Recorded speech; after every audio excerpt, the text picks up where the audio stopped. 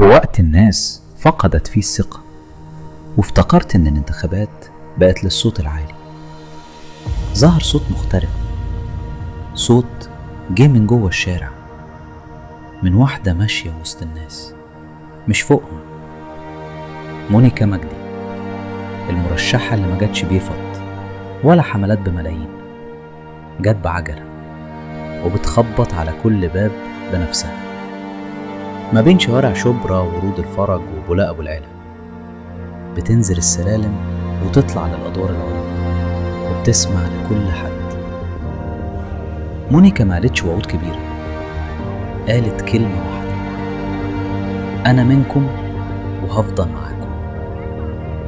ما عملتش شو وما طلعتش لايفات تتنظر، اختارت تتكلم مع الكبير والصغير، مع الست اللي شايلة هم بكرة، مع الشاب اللي لسه بيدور على فرصة. الناس بتحس بالصدق، والصدق هو اللي خلى صورتها بالعجلة تلف مصر كلها، مش لأنها غريبة، لأ، لأنها من قلب الواقع، من قلبنا.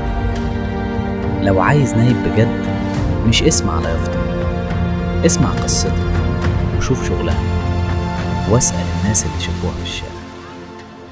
مونيكا مجدي مش حملة انتخابية، دي حكاية بنت مصرية عايزة تخدم وتغير وتثبت إن السياسة لسه فيها.